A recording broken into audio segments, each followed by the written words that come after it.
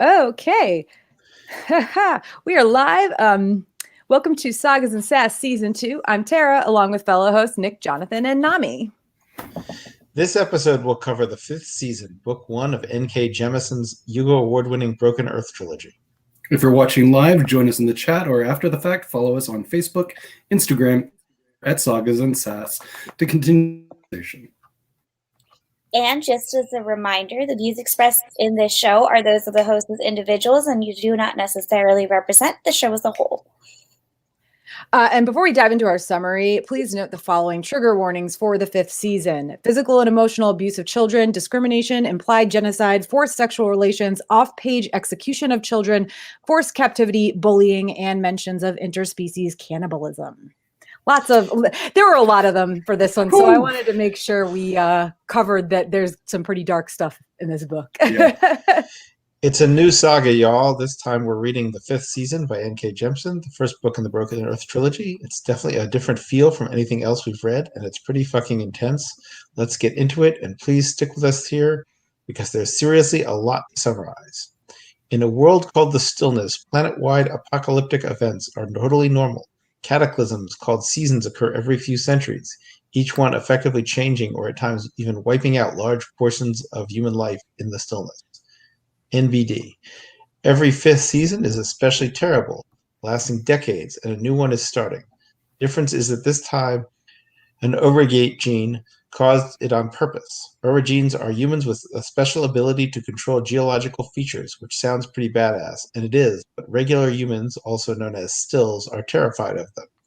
So they've enslaved the Orogenes. An organization called the Fulcrum trains them and keeps them in check using guardians, humans trained and even modified specifically to take down Orogenes. The story follows 3 Orogene women, a child named Demaya, a young woman named Senite, and an older woman named Essen. They each face racism and hardships because of their abilities. We meet Essen first when she discovers that her husband has murdered her son and kidnapped their daughter. Her husband didn't know that Essen was an Orogene. She had been hiding her powers and had taught both her children to hide theirs as well. But apparently her son, Uche, I don't know the pronunciation, but let his slip and his father killed him in return. Thanks, I hate it. When Essen feels the cataclysmic earthquake approaching her village, Trimio, she reflexively redirects it around her community, revealing to everyone in the village that someone is an Orogene. Next up is Demea, who is locked in her parents' barn so she can't escape. She thinks she is going to be sold as a slave because she revealed her powers accidentally when a boy who supposedly liked her pushed her to the ground and started threatening her. But we know that even in fiction, boys need to be held accountable for their actions, and she was able to control herself enough so that she just gave him a good scare. Anyway, it turns out that the man that comes isn't technically a slaver. He's a guardian named Shafa.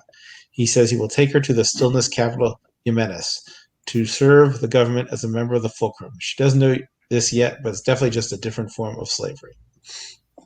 Meanwhile, Easton has been mourning her son for days. She hasn't moved and has just disassociated a bunch, not allowing herself to think about anything. Meanwhile, Turimo has been in lockdown because of her quelling the earthquake.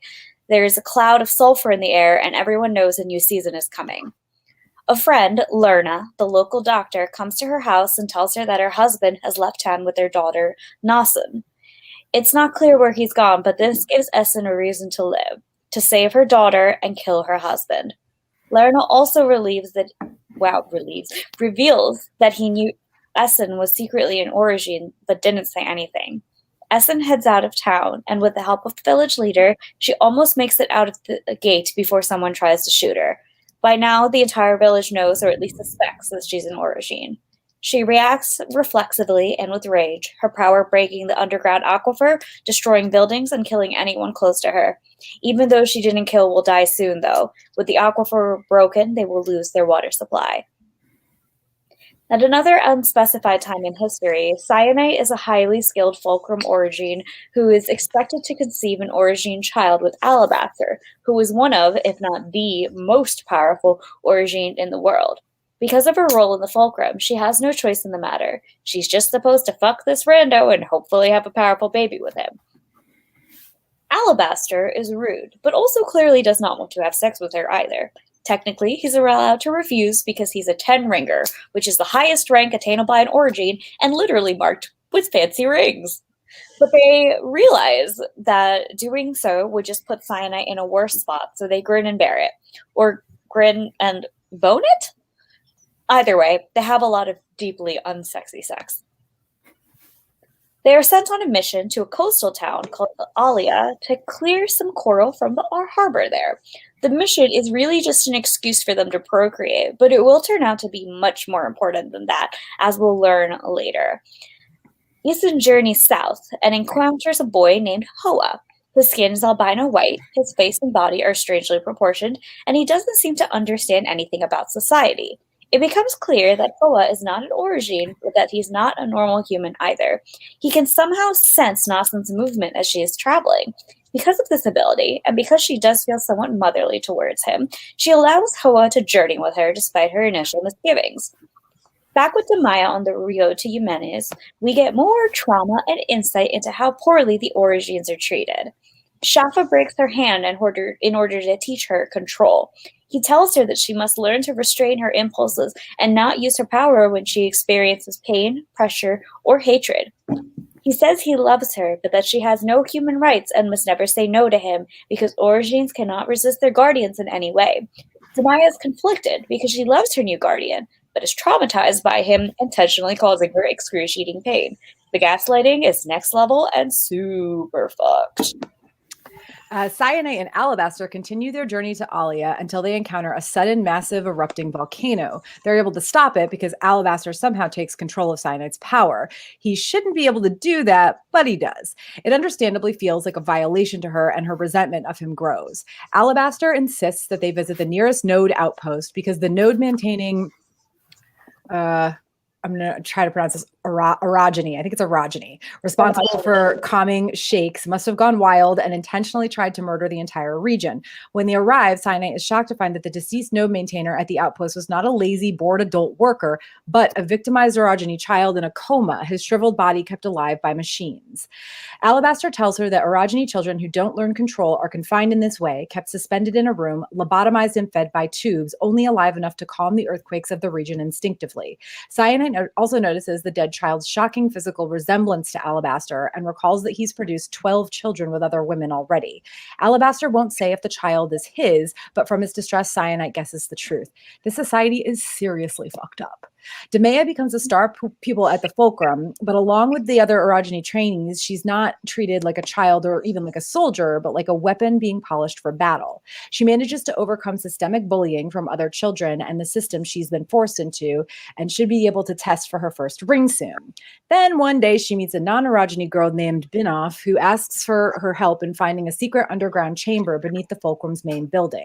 The two girls eventually find the underground chamber, which contains a massive six-sided hole that is unfathomably deep and covered in sharp shards. The girls are discovered, but the guardian who finds them seems to be taken over by something and is brutally killed by Shafa. Demea has no idea what happens to Binoff, but apparently their trespass was so severe that Demea is told she must face her first orogeny ring test immediately or Shafa will have to kill her. She passes the test and chooses her orogeny name, Cyanite. What? Demea and Cyanite have been the same person all along? What about Essen? Well, Essen and Hoa meet Tonki, a calmless geomest or scientist full of boundless curiosity. Eventually, the three travelers arrive at Kastrima, a place where Hoa loses Nasan's trail because he says there are lots of orogenies in this place and their signals muddy each other. Kastrima is an underground comms carved out of a geode, and their leader, Ika, I don't know how to pronounce that, sorry, is a charismatic orogeny woman living openly despite not being a fulcrum orogeny. There are air purifying mechanisms in the cave that are run by orogeny. These words are too similar, proving that a previous civilization highly valued their orogenies. Essen is in awe of all the technology, but now fears that she will never find her daughter. Cyanite and Alabaster arrive in Alia, and Cyanite resurrects a giant six-sided crystal obelisk out of the ocean when she attempts to clear the coral from the harbor. This action attracts a guardian who attacks and tries to kill them both, and Cyanite accidentally sets off the dormant volcano in Alia in the process. But even though Alia is destroyed, she and Alabaster are saved by Alabaster's friend Antimony, who is a non-human creature called a stone eater. As a note, the Stone Eater's origins and powers are unknown, and it seems they'll remain that way, at least for now. because antimony leaves the two of them on an island run by friendly pirates who actually like Orogenies. There, Cyanide and Alabaster form a polyamorous relationship with Enon, the pirate leader, and a feral Orogeny himself. Cyanide has Alabaster's baby, and they have 2 peaceful years on the island. She loves her son Koru, but she's bored of the quiet island life and begs Enon to let her join a pirate voyage with him. Enon reluctantly agrees to let her come along, but Alabaster is angry and afraid that she'll leave him permanently if she ever ventures away. Cyanide promises to come back and goes on the voyage. Thanks to her, they stage a successful raid on some merchant ships, and afterwards she asks to go back to Alia, where she seals shut the open magma chamber that destroyed the calm and has continued to erupt since. As the pirate ship leaves, Cyanide thinks she sees a lone guardian on land watching her. And then, the final reveal. Esun is Cyanide / Damaya. She also discovers that Tonki is Binoff, the girl she met as a child. She's been following Esun for almost 30 years. We also find out that Tonki discovered that the 6-sided hole in the ground under the fulcrum is where the obelisks that float in the sky all over the place come from, and that she hopes that Esun can command the obelisks. Their apparently nonsensical movements are actually the obelisks slowly moving in the direction of powerful Orogenies. Bleh. I'm doing it too now. Who could command them, and they have been following Esun. Meanwhile, Hoa is revealed to be a stone eater. He eats crystals, which also seem to be his own essence or something, enabling his current body to function. Hoa says he likes Esun, but it doesn't explain why he's accompanying her. There are other stone eaters in Kostrima, but Hoa distrusts them. How did Cyanide become Esun in the first place? It turns out that 4 ships full of guardians, Orogeny and humans, showed up at the island to retrieve Cyanide and Alabaster. She and Alabaster took out 2 of them, but Antimony shows up and drags Alabaster to safety in the ground, and apparently against his will. The last thing he does is ask Cyanide to promise that she won't let the Guardians take Koru. Cyanide makes it to the pirate ship, where Enon and Koru are to help fight the remaining ships. Unfortunately, they are overtaken, and a Guardian kills Enon. Then her Guardian, Shafa, arrives and threatens her, and she's finally had a Cyanide picks up Koru, connects her mental energy to a nearby amethyst obelisk, which she knows will amplify her fighting power, and, she hopes, kill her in the process. She smothers her son so he can't be captured and suffer, and unleashes a massive flood of power to try to kill the Guardians. We learn that Hoa finds her floating in the ocean after the explosion and rescues her, although she is not conscious of it. In Kostrima, Esun is told that an old friend wants to. The old friend is Alabaster, the same man who a few weeks prior caused the earthquake that will likely end all life on Earth. He has somehow become, or is becoming, a stone eater. It's not entirely clear, but between that and the energy that it took to cause the earthquake, he is definitely dying. He asks Esun to break the world further, and then asks her if she's ever heard of a moon. What the fuck? Before he can clarify his meaning, the novel ends. But, no, seriously, what the fuck? So you guys understand now why I was screaming when I finished the first book in this chat and then immediately got the second book? I should have purchased the second book because I could not, leave it. Also, thank you, Nick, for that incredibly, thorough summary, because unlike everybody else here, I have finished the entire series, and I also binge read all of these in the first half of May. So I was very much do not spoil, do not spoil. Oh shit, what happened? I also feel hard. Yeah, that's what I was saying. I was when I saw that Nick had written the summary, and I'm looking at oh my god, this is so long. But I went through it, and I was really because, and I think the big part of it is because there are 3 entirely separate storylines going on, so you can't. It's not like a book, it's not like even the Grishaverse books, the Six of Crows books and the Nikolai duology, where there's numerous points of view, but they're all in the same story. Or for the most part, minus you've got Nina and her story, and then you've got the others all kind of doing the same thing on their end, or whatever, in the Nikolai duology. But it was hard to think. There's really nothing you can cut out when giving a summary of this particular book. I think I don't know if the other 2 are going to be much better in regards to that. I think they are much easily summarizable, but I wouldn't say they are slow or like paced differently or have a different vibe than this first book. But I just think that in order to do the Demaya is cyanide is Eason reveal, that it needs to all be in one. Also, a couple things I wanted to throw out before I ask like my first question.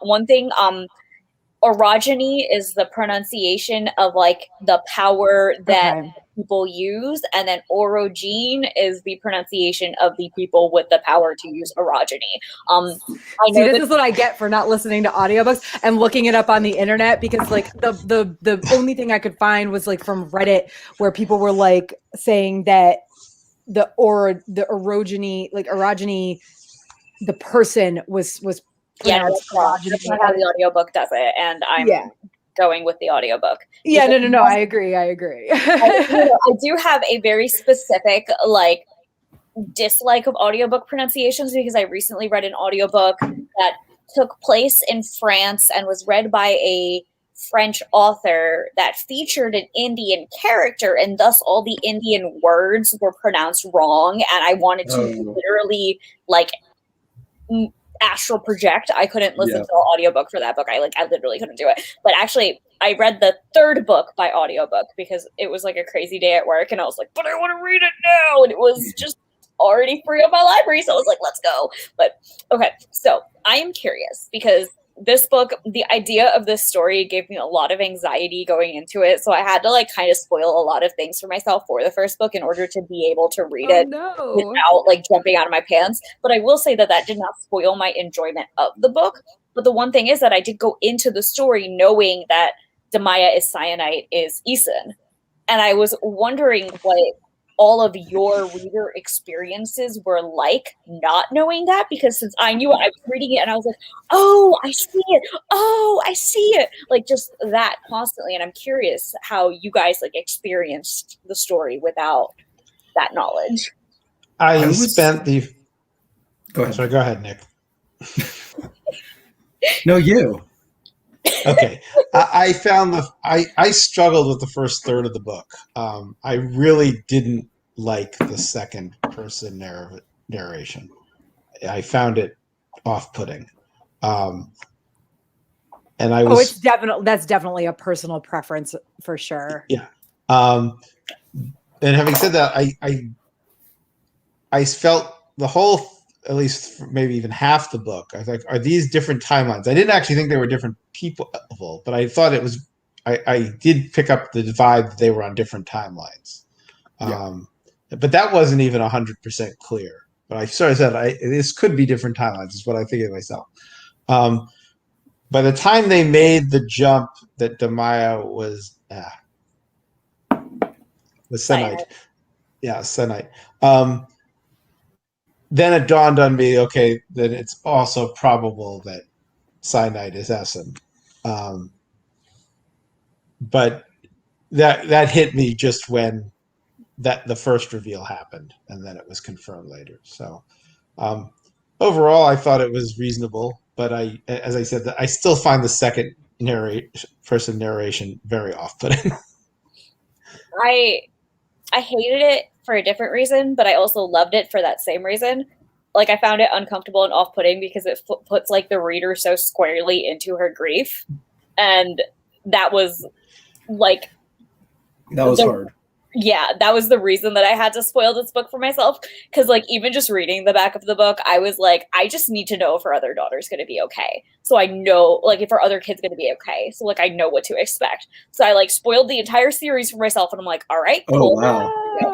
Yeah, no, straight up spoiled the whole series for myself. Like, and in truth, I don't care about spoilers, so it worked out for me. Like for me, figuring out spoilers is a way to alleviate my anxiety about books about stressing topics like this, because mourning and grief is just incredibly difficult to deal with and to read about, and especially to read about in such a personal POV as a UPOV. And like, as awkward as I find it to read the UPOV, I will probably never pick up a book that does it voluntarily.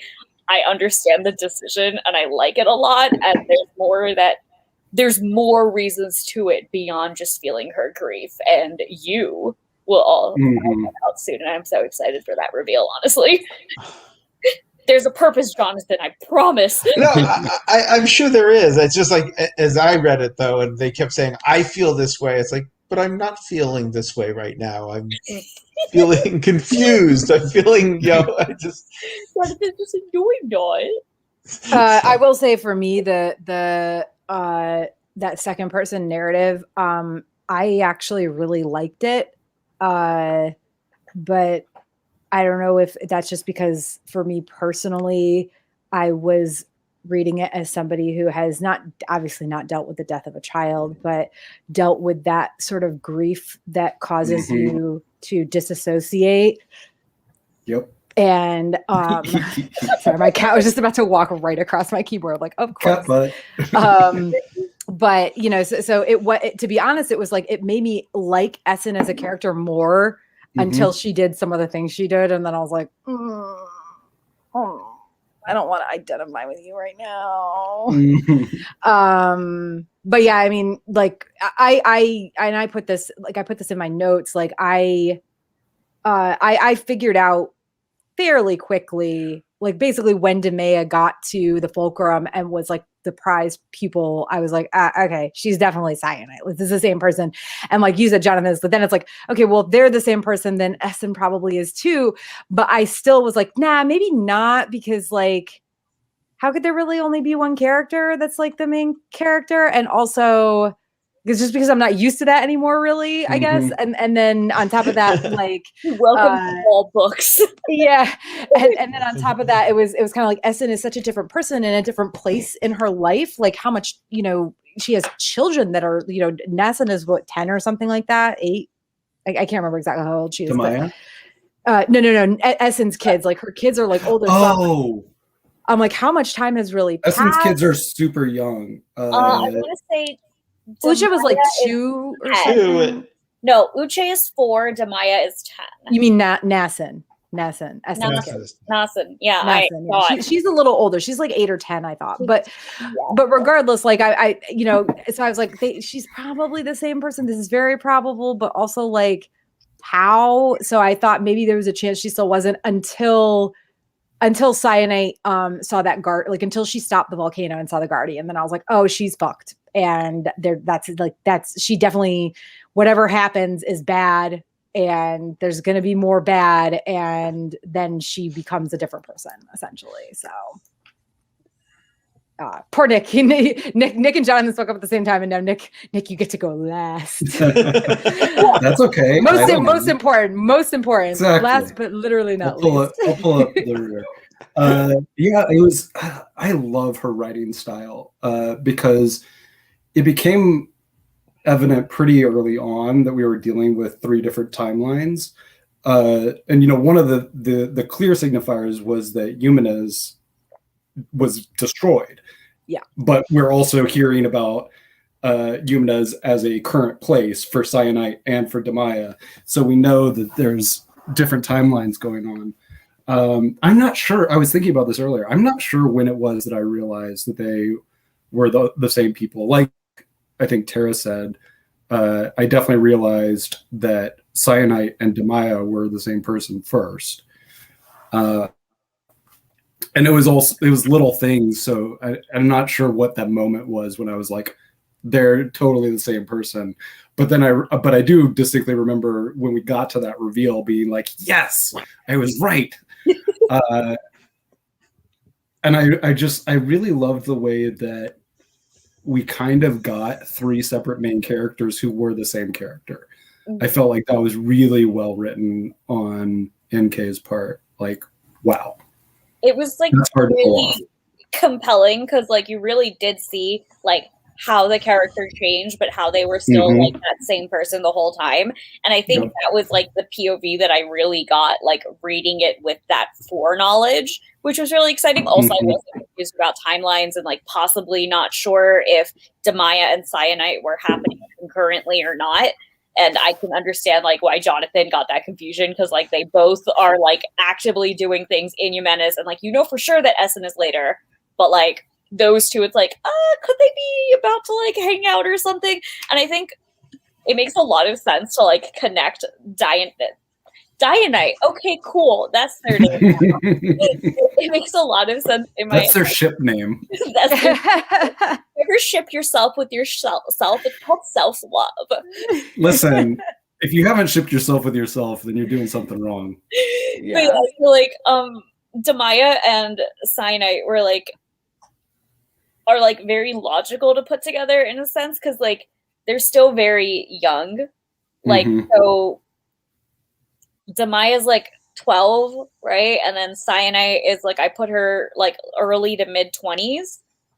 And then Nasen is in her 40s. So she is like very far removed from the other two, like age difference wise.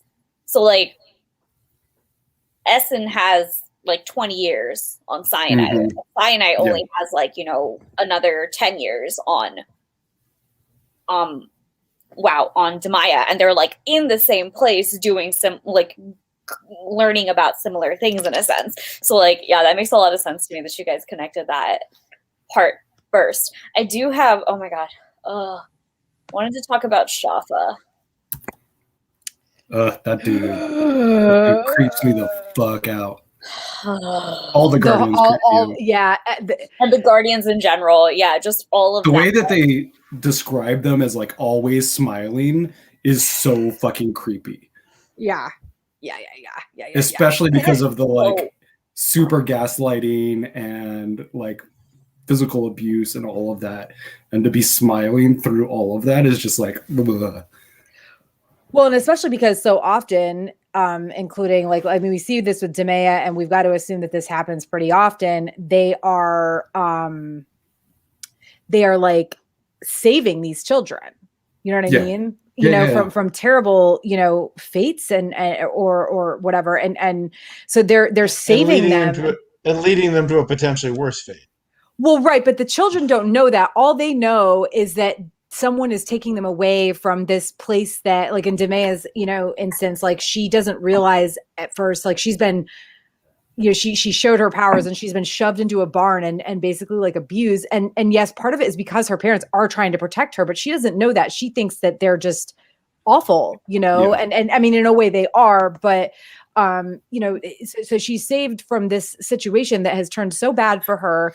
And she thinks at first this man is kind and he's going to take her somewhere safe. And then it turns out that he's just threatening her and physically harming her. And yeah, like, wow.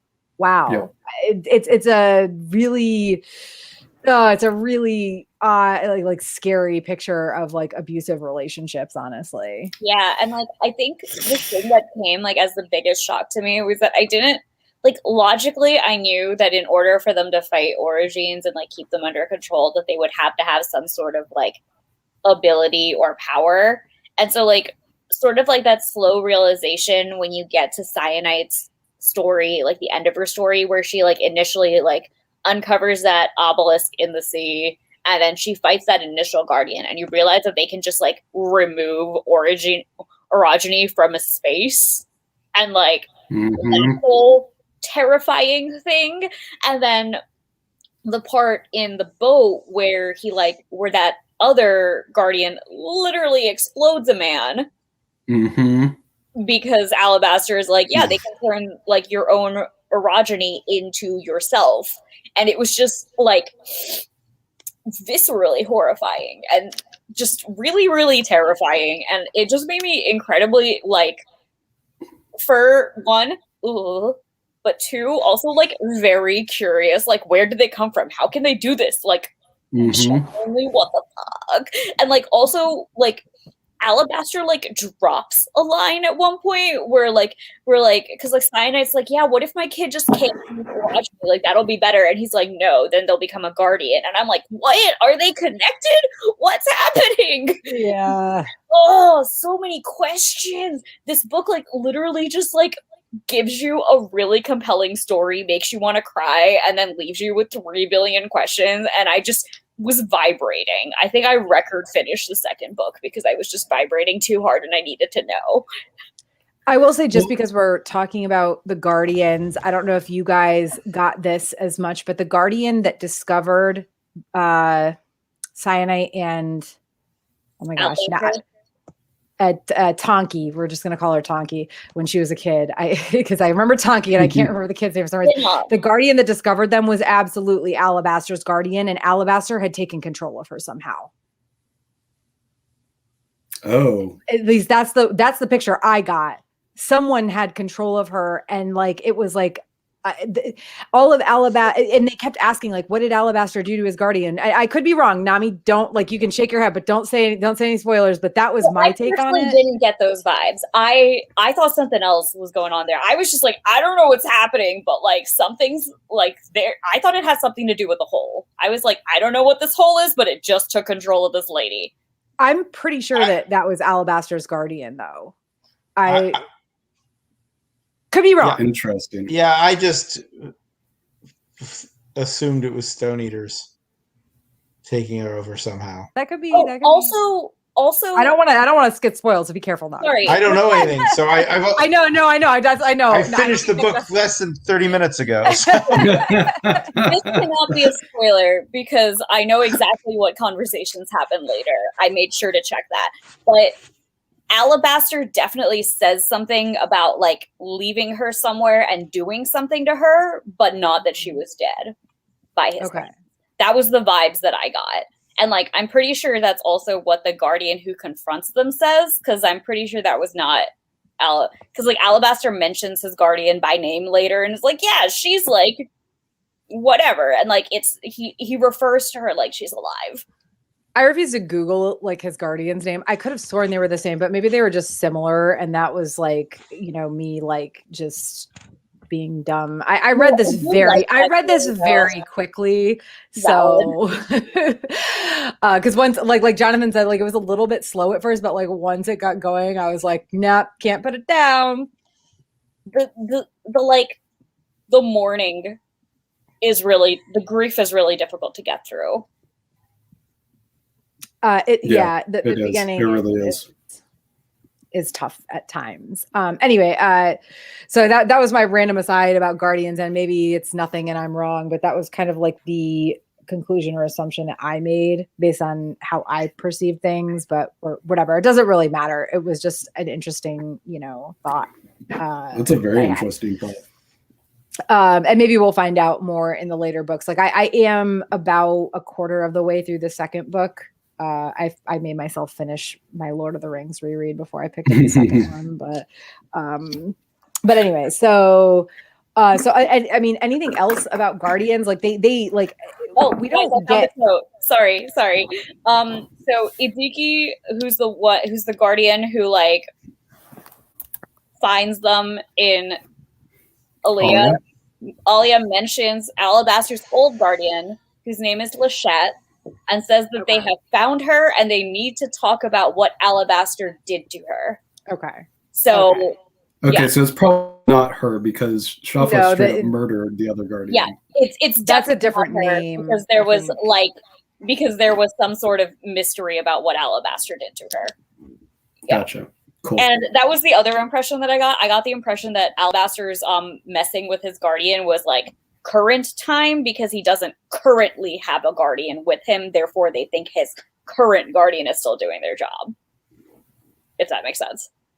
That's why low-key Terra, even though as much as I like that theory, it like hadn't even jumped into my head because I was like, Alabaster's probably too young at this point to like properly be fucking around. But also, who knows? Maybe he's already fucking around. You can cause ruckus at whatever rate. Oh, I mean, he's had 12 children. I feel like he has been. Men can do that. But that could be in 1 year. Not with the way he has sex. Poor guy. Not the way that he has sex with women. I was gonna say that man is clearly like not into women. Wait, and I again, sexual. Like, but that's kind of like unless this world is something I don't know that I have to read, and men can have children. Like, no, that's fan fiction only. Oh God, yeah. Let's not talk about Empire. No, that's the Orville. Oh yeah, that. Oh gosh, what is that race in the Orville? God, I love that show. Anyway, random aside. Okay, so yeah, no, the Guardians are just like I don't like any of anything about them, and I like, and then it's like, you know, we've also the Stone Eaters are also insanely creepy. So yeah, we don't know shit about them. No. Well, they eat stone and they burrow like hordas. So, and apparently they eat themselves. Like my literal like first book like end impression was just, what are the Stone Eaters? What are you? It was literally the Darkling in the show to Alina. What are you? That was just me at Stone Eaters. Yep. Nope, that's legit. I do like one of the things I love about this book is the world building and the way that it draws you in but doesn't give you all the answers. I think that's really cool. Real. We get like pretty much none. Like no, that's legit. Like it teases you, at least in the first book, right? Like it teases you with all this stuff. And it gives you little pieces, like the fact that the node maintainers are these children and not reveal. So it definitely gives you, which also was like super fucked up and creepy. So it gives you some information about how specifically the Origine, how their society functions, but how like the world works, we don't get a lot of information about, which is, I think, great because it gives you so many little like juicy things to tease out and be like, oh my God, what? Now they're talking about moons? Like, what the hell? I think the other thing that I really like that like isn't obvious within the book itself, but this is like information that the author had like shared on her blog after the first book came out. So also not spoiler, guys, I'm being very careful. Dang, you did your homework, Nami. Listen, I really loved these books, and I know that spoilers ruin enjoyment for people. So I like try to be hyper vigilant to make sure that I don't intentionally do that to anybody, because while I will like, you know, nitpick into facts to disprove crackpot theories that I know don't fit out because of something, I will also not do that if it's like, if I'm like very certain that the hint is dropped in the next book, because I don't want to like mess with things. So like one thing that I didn't fully catch on while reading the book is that the like Sanzed race that they talk about is actually a race that N.K. Jemisin invented for the story. So they are like not based in any real race that you see at all. So whenever they describe ash blow hair, it's not like a fancy word for a fro, because that's like what I was thinking at first when I was reading it. But instead, it's like basically like the way that it's described is like super thick, like kind of like rug like hair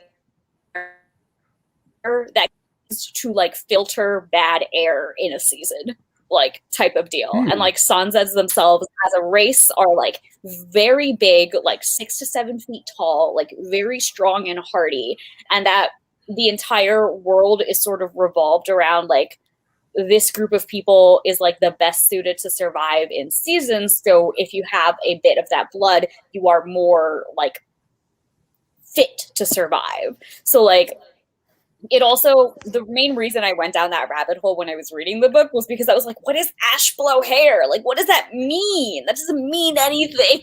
So I just went down like a Google like dive. Because I think, well, and they do describe. I don't know. Oh, well, I guess it depends. If you listened to the book, you might not have gotten this, but there is like appendices at the back of the book that describe a lot of the terms. And one of them is that they like describe the asheville hair. I mean, I got the, you know, just that it was gray colored, because that's, you know, it's described enough that that's for sure the case.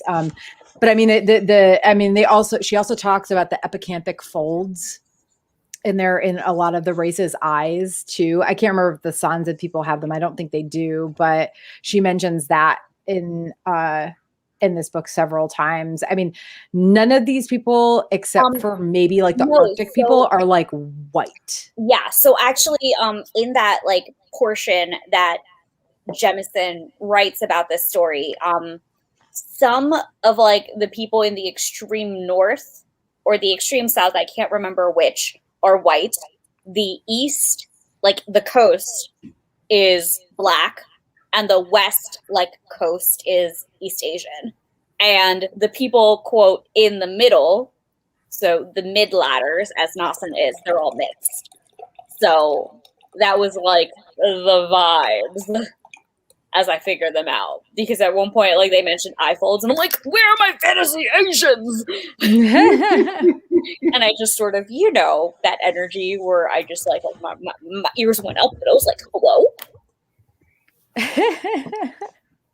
But yeah, yeah. so I mean, the good thing is, like, the cast itself, the cast of characters itself, like, the main ones are all POC, right? Like, none of there's a few mentioned that are like, I mean, except for maybe like obviously Hoa, that doesn't count because he's a stone eater, but like I can't remember what Shafa is described at Sincola as, but what I understood was built Sanzet, so he was very big and buff, but he has black straight hair. So I was getting like kind of like East Asian vibes from the hair, but not sure. It's never fully clarified, but he's not Sanzed, but he's very pale.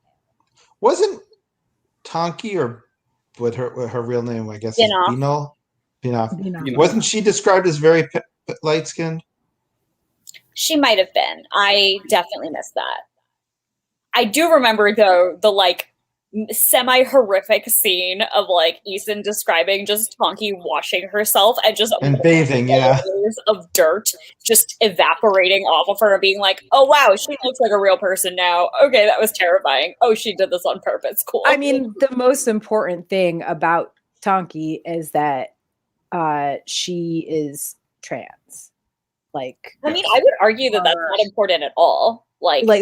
Well, just no. In terms of like, if we're talking about like representation, not like this is like character. It has zero importance to her character, but in terms of like representation in the book, that she well, I mean, as gosh, at the time, Demea, she says like that that Benoff is a girl, and then later it's very clear that she is trans. I mean, she's taking something to like stop her hair, or like her facial hair, from growing and stuff. She runs out of the stuff that she's her hormones essentially. That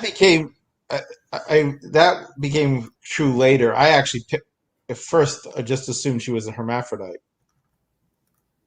Oh, I mean, yeah, I think when they said that, that they saw the penis, I just assumed, oh, she's a hermaphrodite. Yeah, I mean, either way, it doesn't matter for her character. It's just really good to read a book with just this sort of like, there's this character and she is trans, and that is like, that's it. Like, that's it. It has no bearing on Essen's thoughts of her. It has no bearing literally on, I think, any other character's thoughts of her, although the other ones probably don't know. But actually say that like it does impact her family life and kind of like her story up until now. Yeah. So like she does talk about how like her parents were like kind of like, oh, you're too weird, girl. Like, you're really weird. And it seemed like it was kind of like a double whammy of her being like, I want to study despite being of like leadership, a leader, and I'm trans. So it was like, these two together are too much. Pick one, girl. Like, you can have one. And she was like, I want both. Could we talk about the damning indictment of the concept of leadership, that it's bad that leaders study and learn things? Right? That was amazing. I like I didn't even pick it up that explicitly until the moment you said it out loud, and then I was like, oh shit. Yeah, they did say that, didn't they? They did straight up scream that. But I am entirely certain that they do study and learn politics in their most basic form. But that's basically like manipulation 101. Yeah, that's basically like the way that the majority of the politicians in this country how to bribe now behave. Yes.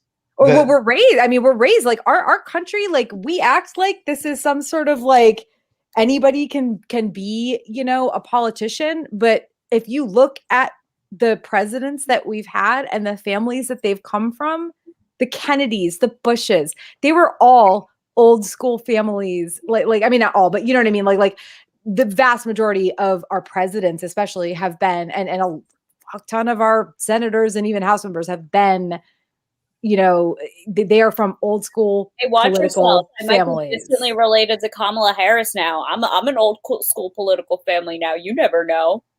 I mean, I guarantee I am at least we've had our related share. to a few. I certainly wouldn't say it's a majority of them. They're all old and white. The president, that's a different issue. They're and all mostly white. come from rich backgrounds. Might as well all come from the same old white family for all the difference that matters to me. Look, all white people look the same. Truly, especially old white men. I would even argue they didn't all come from rich backgrounds. Many have. I didn't say all. I said many. Yeah. Also, and I'm more specifically talking about like our presidents, honestly. But even that, I mean, we've had a lot of poor presidents. Not in the past, like. When was the last time? Nixon was not wealthy. Carter was not particularly wealthy. Well, Truman was poor. That's why they started a presidential pension, because he was so poor. There wasn't one before him. I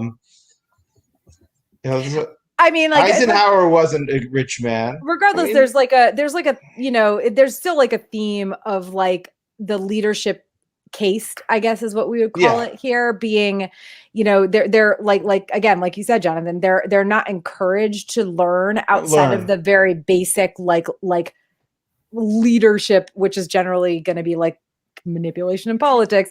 Sure. You know, like, and ex-president, please just let me paint Bush Jr. That man literally just wanted to paint. If only that is all he had done, and then I wouldn't hate him. I will say that his painting doesn't make him a good person. What was the leader of Tarimo? I don't remember his name, but like Ras. I think like he actually was pretty cool. But he also wasn't leadership cast. Right. He was like because they specifically say that in villages like Tarimo that are that small, they don't have leadership.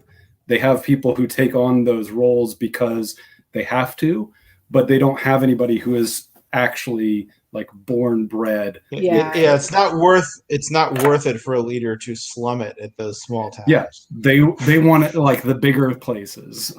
And like also that brings me to like the whole discussion of like the different like kind of like societal order casts like in this world, and like the way that like naming themselves work, and how all the guardians are from a place that doesn't exist, which is of course they are, rude of them. And then everybody else, your name is your first name, your caste, and then the town you're from. So Eason is Eason Origin Tarimo. Yep. Well, she's technically Eason Resistance. Yeah. Tarimo, which I find incredibly funny because it kind of makes a whole bunch of these people sound like they're part of some weird rebel alliance. Like, I'm like, yeah, good for you. And then I'm like, wait, no, that's not what that means. That's not what that means at all. It just means you're good at not getting sick. Oh dear, that's your entire job description. Yeah, the survival is a job description. In this world, gosh, I don't know whether to go back to the world building because there's still so much to say. I think about the caste system. Like, I feel like everything we could say about the caste system would be unkind and tied in the normal politics of why the fuck is there a caste system. So we can probably get at that. Yeah, but it is definitely really interesting how, you know, a child doesn't necessarily take on their parents', you know, job or whatever. You know what I mean? Like they probably will, but they don't necessarily have to. But the fact that I mean, how many of them are there? There's not that many. There's leadership, resistant, strong back. Definitely more. I cannot remember all of them. I want to say they said there were like 7, but only like 5 of them are still commonly used. It's really not that many. There's one that also refers to some are like subsets. Yeah. So there's like the Lorists who like also Oh yeah, Loris, that's one. Yeah. keep like Well, the and then there's the people who study, and I can't remember what that one's called. that's like The geomests. geomists, yeah. But is that well? I guess it doesn't much matter because like also like different use casts from what I understood. So the main use casts are strongbacks, resistance, breeders, innovators, and leadership. Innovator. That's Innovators. yeah, so the breeders is So, yeah, actually five a of really interesting one. So that's the one that like N.K. Jemisin was like talking about specifically in terms of like Sanzed people. So like the reason breeders exist is to make sure that Sanzed blood still continues and people have Sanzed attributes during seasons. So that was like a really like interesting aside because I remember them mentioning breeders like in the first book, just like in passing and being like, the fuck? Yeah, because it's weird because you hear the word breeder and you assume that all they're meant to do is have children, and I know that's part of it, but I don't want to conflate what I read in the first part of the second book with anything that happened in the first book. So I think there might be a little bit more information given in the first like quarter of the second book than there is in the first book, but it's very much like passed over. Like we know that Essen and Hoa meet some people that they're fairly sure are breeders on their travels, and that they've all banded together. I would like to clarify that those people are specifically described as Sanzed, not breeders. So they specifically are described as people with very strong Sanzed features who could be breeders, but are that's what it all is. from the closest equatorial regions that could have survived. Gosh, it's just reading one book, and I hate this because like I was like, oh, I will finish all three of these so quickly, but like I just have not had time, and of course I don't want to spoil anything, but I think some of the basic like little like world building things that wouldn't necessarily be like spoilers, like knowing more about the case and everything like that is would be helpful. But I mean that kind of like it brings us back to like the world building a little bit, where because the little comms, the towns, they don't have breeders, or if they do, they're not like mentioned. They don't. I didn't think so. Absolutely do not. So the comms are basically like mid-ladder land is sort of regarded as like you live there if you're poor, and they don't give you the leaders if you're poor. They don't give you the resources if you're poor. They don't give you the breeders with the good blood if you're poor, basically. Which is funny because then we see like Alia, which is not a poor town by any means because it's a port town, and but at the same time it is like, you know, we constantly get that, but they're on the coast. Like one big shake, one tsunami, they're gone. These towns don't last that long. These comms don't last that long. You know, and I think that like brings us to another really interesting part of the world building, which is like the planet itself, essentially, and how they keep calling it Father Earth, and like how like the Earth itself is an actual character because of like the earthquakes and like the like climate itself and the fifth seasons itself and all of the curses. The curses are like, yeah, it's like it's crazy because like, you know, before this I hadn't read any sort of book that could be described as like a climate change sci-fi, which is what this definitely is. I think somebody on like another podcast I listened to like calls them cli-fi books, and I think that's really clever.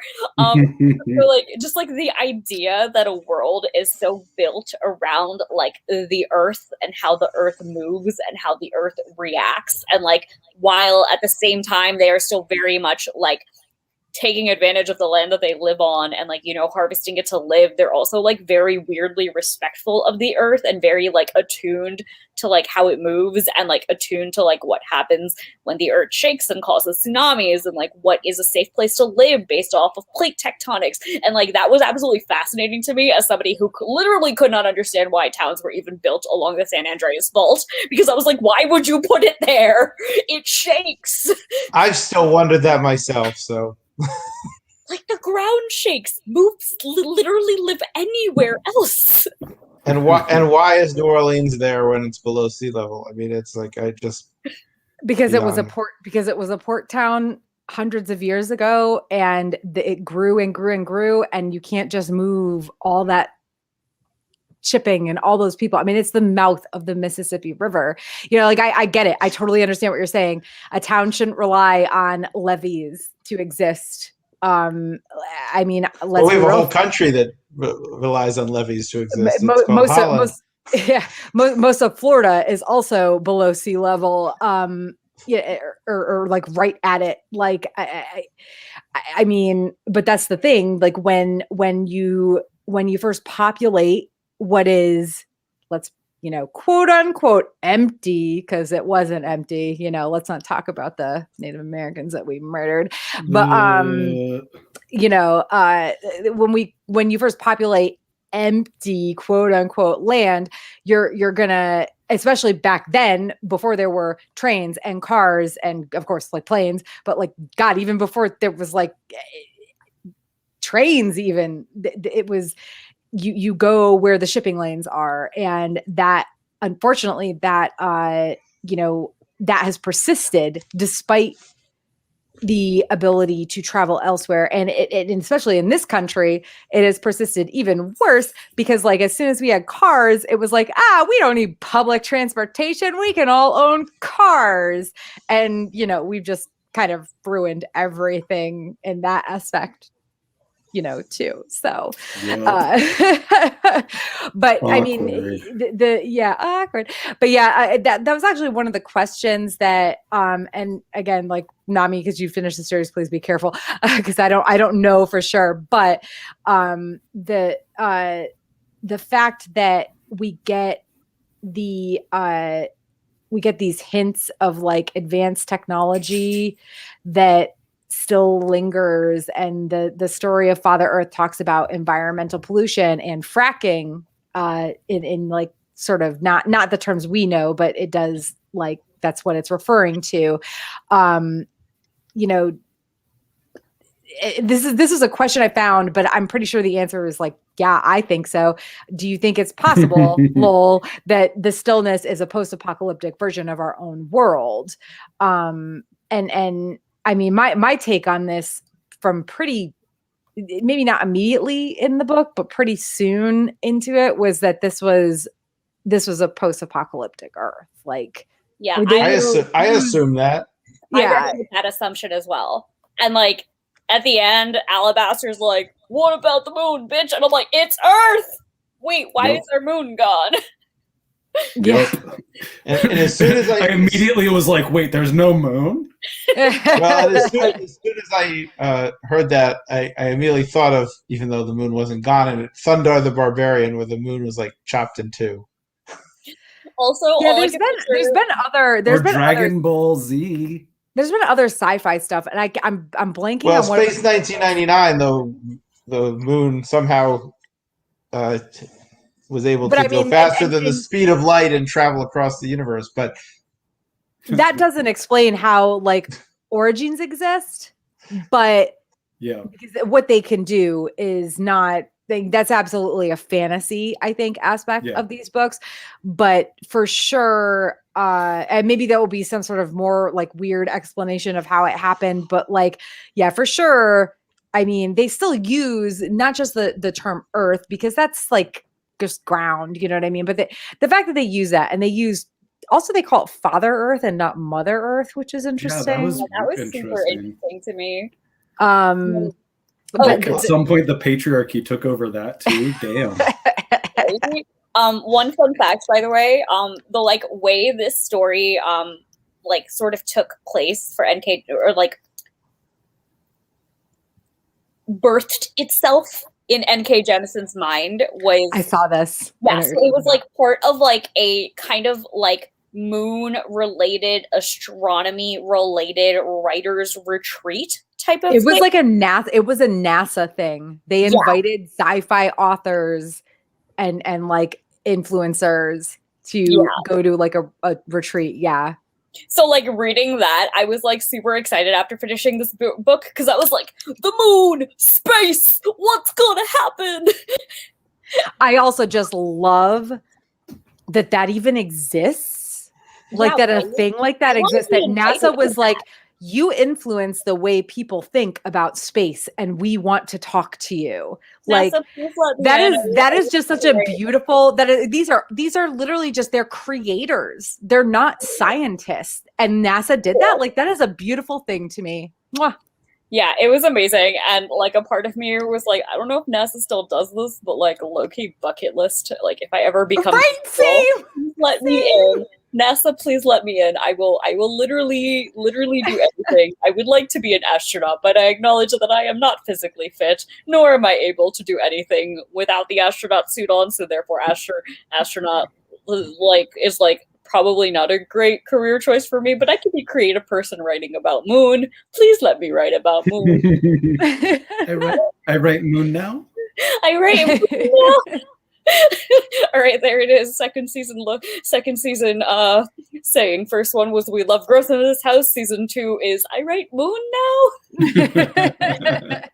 Watch, the moon's gonna matter for Temeraire too. I count on it. But yeah, oh my god.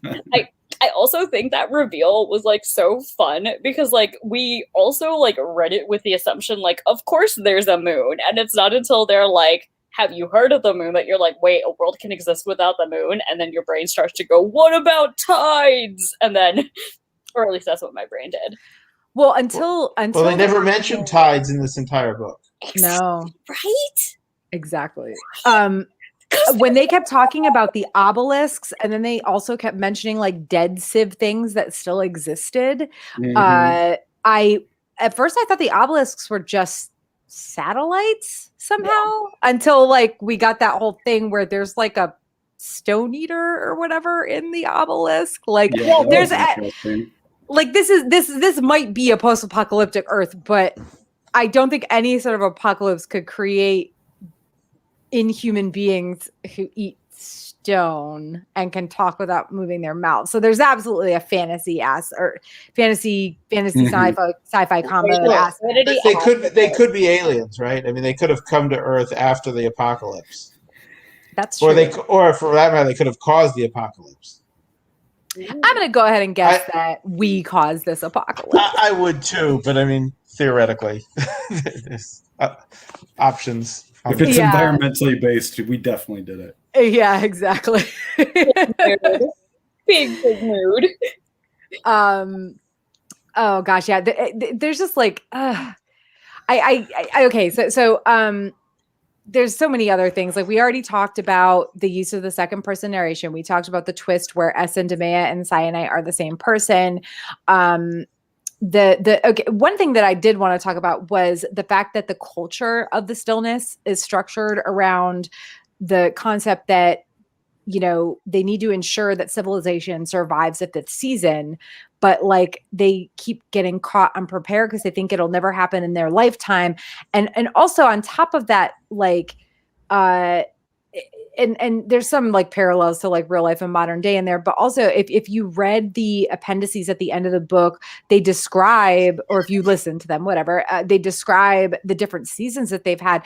And a lot of the seasons actually aren't like fully apocalyptic. Mm-hmm. They're like they affect, they're regional, or they're there were a couple that were like they affected everybody, but it was like actually very minimal. So it's like when I first started reading this book and they, you know, and Essen is saying this is a season and it's going to be so bad, I'm thinking, okay, so all seasons are like this. But then they mention these other seasons and you get to the end of the book and you read about the different seasons that there were, and you're like, okay, well, wait, like none of these are really that, they're not civilization ending by any means. They are they change they change the world as they know it. Puppy interruption. But yeah, no, I know what you mean. Like the way that they describe seasons before, they're always like, it's a natural disaster, but it's a natural disaster that is always survivable previously. it's looked like. And like it makes sense though, because like from an extinction standpoint, like humans would not have survived if every single one of these seasons was as bad as this season, which is why when like Eason really starts talking about like she's like, this is gonna be the worst, this is gonna be the worst, I was like, okay, so this isn't normal. But then what is normal? Which is why I really liked that appendix, not appendices. Oh, God. Appendicitis? Appendicitis. That's why I really like appendicitis, because I'm calling it appendices only because there's like the part with all the terms, and then there's the part with the one that specifically describes the seasons. I thought that was like really interesting as well, because it was like kind of written in like the form of like what the lorists are telling people, and I thought it was very interesting that they have what is clearly like a very like good history keeping in terms of seasons, but like not really in terms of anything else. And I found that really like fascinating and like just like very cool. Also that like literally they have seasons going back like thousands of years, and they're like, yeah, bitch, we know all the details. And I'm like, what? Well, but they don't though, because and this is I wanted to pull my book out just to make sure I was right about this, but like the seasons prior to the founding of Sansa, it's like contradictory or unconfirmed. So like they agree that these other seasons existed, but they don't really know the whole story of what happened. You know, and like even the fact that they like knew that they existed, I still thought that was like so much information comparatively, like because like correct me if I'm wrong, but like the scope of their history that they mentioned, like the actual time period it covers, like in terms of seasons they know and or know that they exist but don't know the details, like it's a lot of time, isn't it? Yeah. It's I want like thousands of years. Yeah. I mean, also I love that one of them is called Heavy Metal Season. Yes. And I know like why, but like because but this is one of the ones where it's like, you know, there's a volcanic eruption and it caused like atmospheric things, and there was like widespread mercury contamination, but only through like the eastern half of the continent. So it's very like there just seems to be in the previous seasons, there was always this theme of it affects, you know, sometimes just a small portion and sometimes half or more, but like they don't last so long that the comms who have been, you know, doing their due diligence can't survive. And this is, you know, this one that the Alabaster has caused, which, whoa, like what the hell did he do? How did he do it? But like this one that Alabaster has caused is, I mean, Essen is saying this is going to last forever. Like nobody is going to survive this in the current state. So something needs to be done. Something needs to happen. And I feel like and again, like it's like I don't want to be spoiled with this. So like, but I feel like clearly there's got to be some like what she's doing, what he asks her to do with, you know, like, or what he's asking her about like the moon and everything. Like clearly there is something that he thinks she might be able to accomplish. And even though he said he wanted the whole world to end, like that, like I don't know that. I don't know. I think that was maybe just like something he said out of like anger, and he's hoping that there's a way for them to survive. I don't know. Like, what do you guys think about that? Do you think that Alabaster's, you know, him differently? So like in my head, like when he said, I want this world to end, I took it like he wants this current world order to end, not that he wants people to end. So like, okay. You know, so like that was like very different to me. Like there's like definitely a difference between being like a nihilist and being a destroy everything because it's broken and then start. I guess my like the only reason I had that take on it was that he didn't know for sure, like that she was even alive, right? Did he? Like, and he also didn't know for sure that she would be able to do whatever he needs her to do. So he took a really big fucking chance. Just saying. Okay, so the world sucks. So YOLO. Hopefully my ex is alive. Winging it. I'm sick of this. Stop killing my kids. Which also, like, Alabaster summary. Jesus, that was depressing. it's like you knew that their time on the island, Meow had to end. Like, you knew, I guess, that it wasn't going to last. But like their whole little family. I love their little polyamorous family. They're like It's so totally wonderful. healthy, good polyamorous family with a kid who was happy and loved all of them. It was like, oh, It was so sweet. I loved it. Just like also like the dimension of Alabaster's character in terms of like sexuality and like romantic identity, and that like he's polyromantic, but like homosexual. Like I thought that was like really interesting because like he's still like, the way that I read it was that he still like loved Cyanide, but like in a very different way, because like he's also like very like dependent on her and like caring about her, and like he gives her like the 2 extra rings because he's like, you're actually like a 6th ringer in power. And it was just, oh my god, it literally broke my heart. And like the scenes where he's like playing with Koru and like taking care of him, it was literally all I could think at the end of the book was that, does Alabaster think Koru is still alive? Like, he has to know, right? No, he knows. No, he knows. She says, yeah. Oh, okay, they do have that talk right away. Okay, because there was like a second when like she realized that she was meeting Alabaster where I was like, I have to put this down. Does he know that Koru is dead? Yeah, no. He's like, one of the first things he says to her is that I think he says he doesn't blame her for what she did. He says, I understand, I can never forgive you. Okay, yeah. So exactly. But I mean, let's be real. There was no way she didn't want or expect to survive that.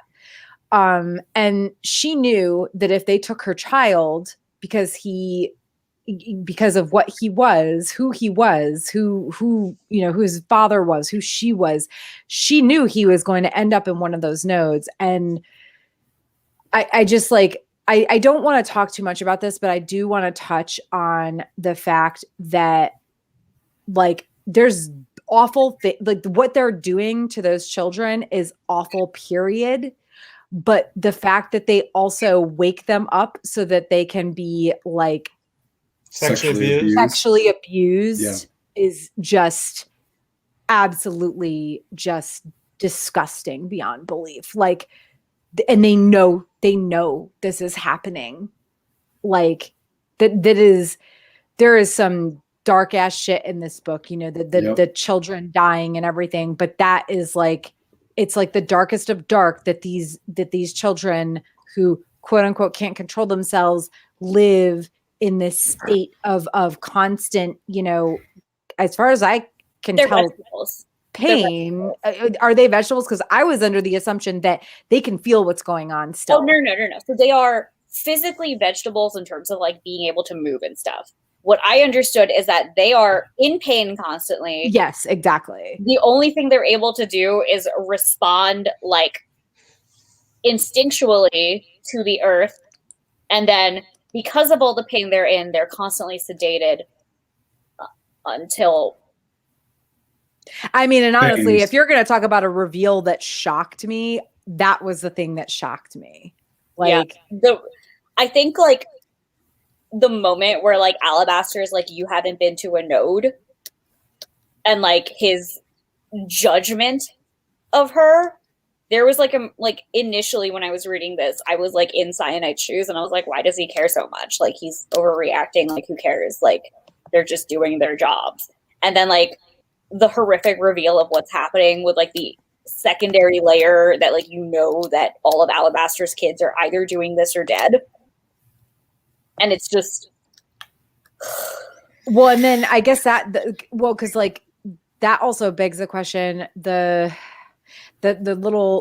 girl that orchestrated the bullying, like that's what happened to her. Correct. Right? That's what we're supposed to believe happened to her, is what I'm guessing. What are we supposed to believe? That she became one of the known maintainers? Yeah. Like, she couldn't control her powers. Yeah. Yeah. It's just And don't get me wrong, that whole thing with the bullying and all of that, it was maddening and sad. But wow, like I guess I wasn't.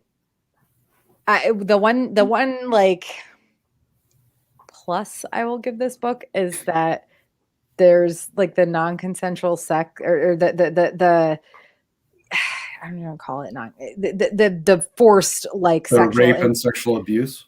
It's the forced sexual consensual relations non-consent. between Cyanite and Alabaster are like they're awful, Oh, that but it's aspect. like, Yeah. but it's like okay, that's like there's That's like like a nice understandable example. aspects to it, not there's understandable aspects to it, not in that it happens, but like okay, they both have agreed to do this because they know what happens if they don't, sort of thing.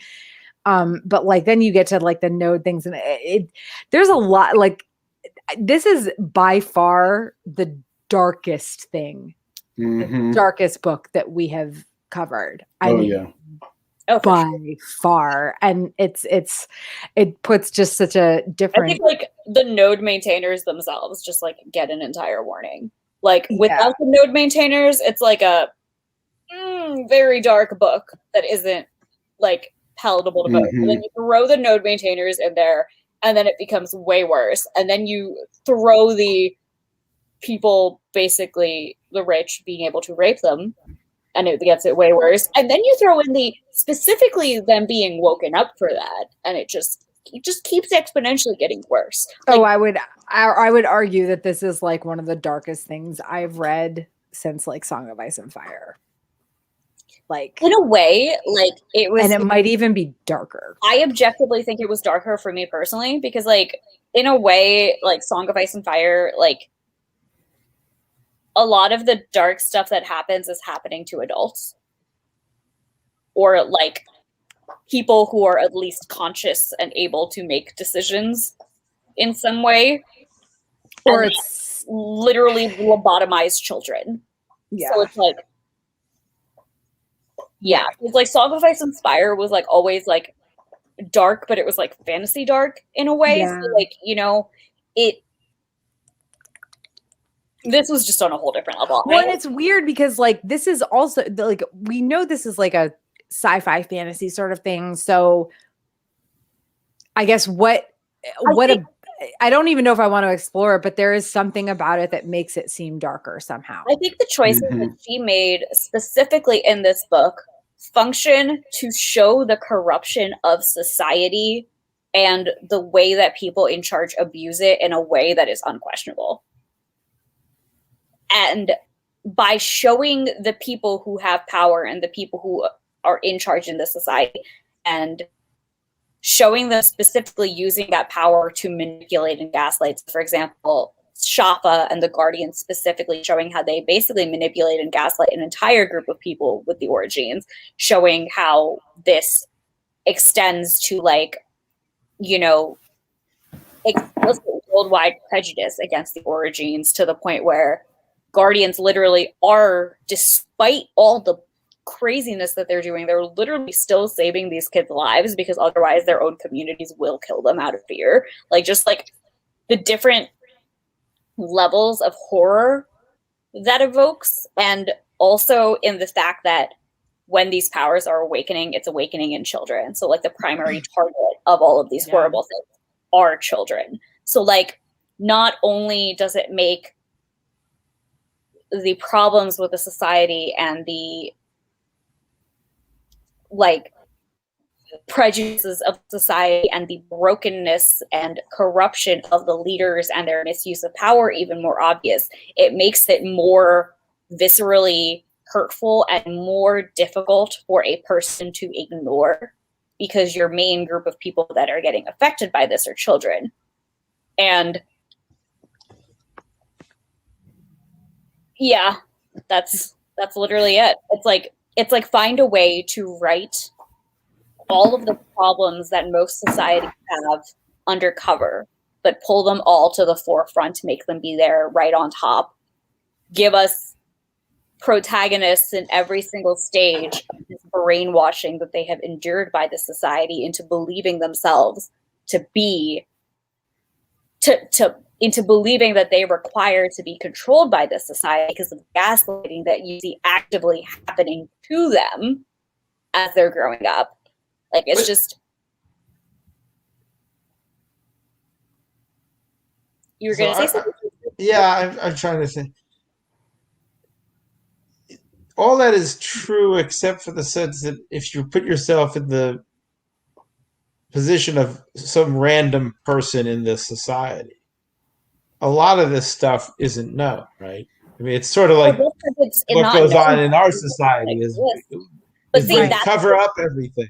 And there you go. You hit the nail on the head. Yeah. That's why it's so upsetting.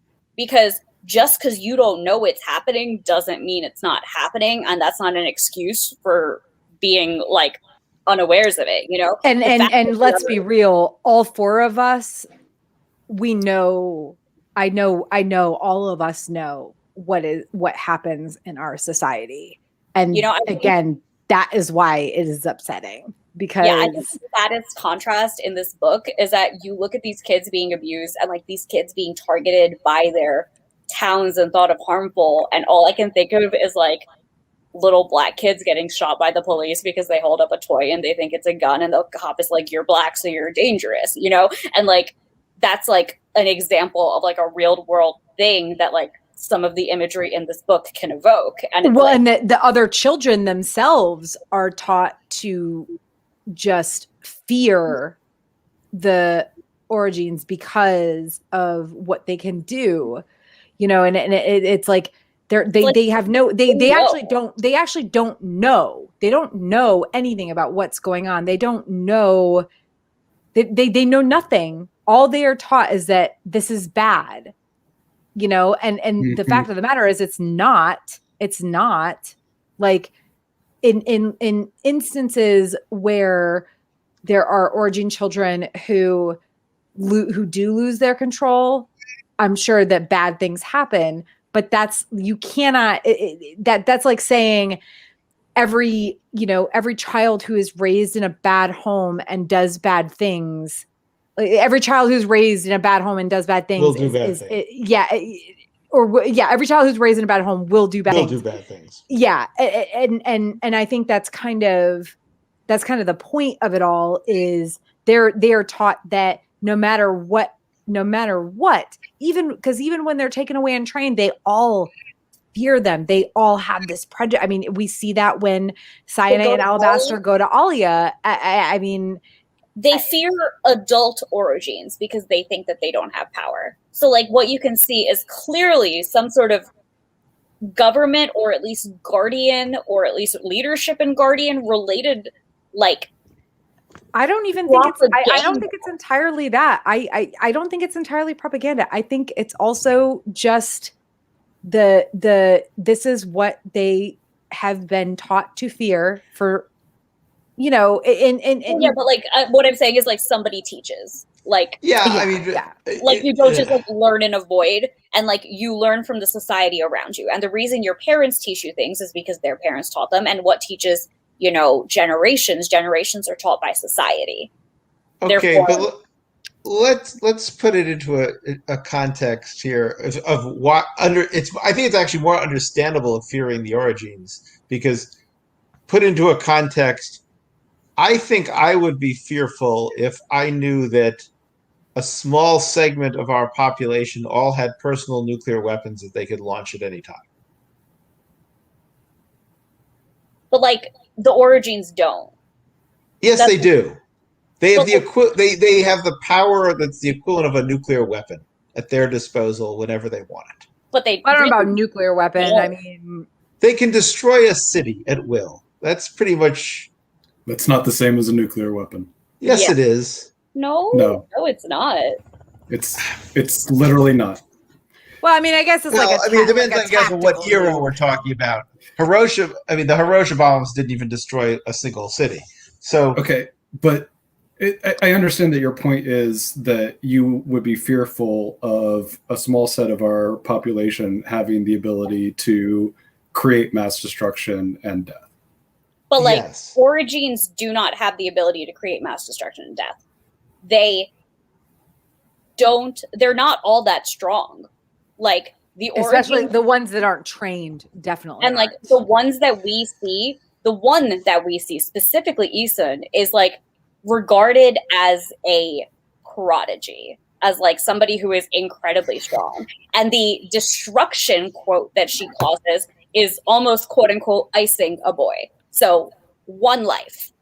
So, and this is No. somebody who is quote unquote a prodigy. So like, Well, we do see her later cause the volcanic eruption that destroys the city. Oh yes, but But that was with the help of the obelisk. this is like with the help of the obelisk and like a lot of other factors, and like with training. So like, you know, this isn't like the natural level of these people with this power. Like fear mongering has clearly happened in this society to the point that they don't even acknowledge that origins are literally saving their lives. And that's the problem that I have with it. And it happened because of that one story that everybody is told. The Shema, what was the yeah. name? And Yeah. that's the reason that I'm like, it is government propaganda. It is literally propaganda designed to make these people fear origins and to completely disregard the fact that normally these are the people that are calming the regular shakes and keeping everything normal for you and preventing fifth seasons.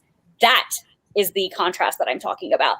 Only fear, no respect for the job that they're doing. Only fear.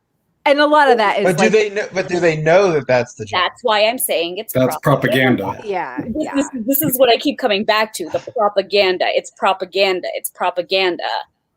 Yeah, because they don't know the good that they do. Exactly. And you know, they're like the leaders in Alia who meet with Cyanite and Alabaster, it's like, all we want is for you to clear our coral. And it's like, we know we need this, and we know you can do this. And we paid a crap ton of money apparently to get you to do this. And like, it's not any sort of exact comparison with real society. It's not, but what it is the propaganda that this entire people is bad and only bad and only scary. You know, they don't, because they don't even, they know what they can do, but even when they know what they can do, they're and know that they're trained, they're still afraid of them. And it's just there's like almost like too much to unpack in like obviously it's not a direct parallel to life, but it is a fantasy parallel that exaggerates everything in a way to make it very obvious what the parallel is. And the parallel is propaganda against a specific group of people to make people think specifically that they are only bad. Actually, you know, even more than like the image of like, you know, a black child being killed for holding a toy because people are like, be afraid of people of color. I am more specifically now thinking of like the worldwide hatred for Muslims, because the propaganda says all Muslims are terrorists, and like logical people know that's not true, but like propaganda, you know, and like that's part of the reason why this book hurts so much, because like everything that you see in extreme in it is happening in our world actively to some point. And in certain parts of that world, that propaganda is being believed fully, which is sad and terrifying. And wow, I'm depressed now. Yeah, these books aren't happy. There's depression. There's like that happy period where Cyanite and Easton and Alabaster are in life in there, and then it's like, that's it. That's the only happy that we get. I mean, I had another period of happy, which was in imagining the aesthetics of Stone Eaters and trying to figure out how I could possibly cosplay that. I was like, what if I was a rock? But okay, so we're closing in on like an hour and a half. So any last thoughts?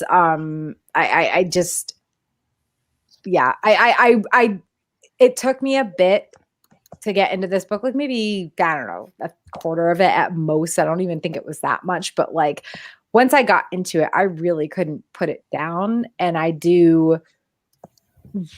very, very intrigued about how this is all gonna pan out. you know, I am very excited to say that you guys are going to have so many more questions. You're going to end up liking characters you never thought you would like or think about. And you're also going to have so many more questions. And I'm so excited for us to finish book 2. And you're going to be like, the fuck? Only 2 weeks. Yeah. We will be back on Wednesday, July 7th with book 2, which is The Obelisk Gate. So any last thoughts before we close out for the night? Well, just hi to all our listeners in Canada. I know, right? Apparently we are in the top 50 lit podcasts in Canada. Well, I think that had a lot to do with the Grishaverse. Probably, yeah. But who knows? Right. Maybe then they decided to join us for Broken Earth. Yeah. I mean, or even Temporary. Yeah, Temporary could be. Trigger warnings for the second book do go down. Thankfully, the most horrifying, which is what we see with the nodes, is beyond us. Okay. So that's good. So rest easy, because things do get better. That was absolutely the worst trigger warning issue thing with this book. So in truth, I had kind of forgotten about the extent of. I had remembered the lobotomized portion, but I had forgotten the details of the rest. And then I remembered the rest, and I was like, "Oh yeah, let me go cry in a corner for a bit." Cool. When I was actually reading the book, I had to take a break. Then it was just not. Same. All right. Well, on that note, once again, I'm Tara, along with Nick, Jonathan, and Nami. Thank you for joining us for Sagas and Sass, and we'll see you in 2 weeks when we cover The Obelisk Gate, which is book 2 of the Broken Earth Trilogy. Have a good night. Yeah, night, everybody. Good night.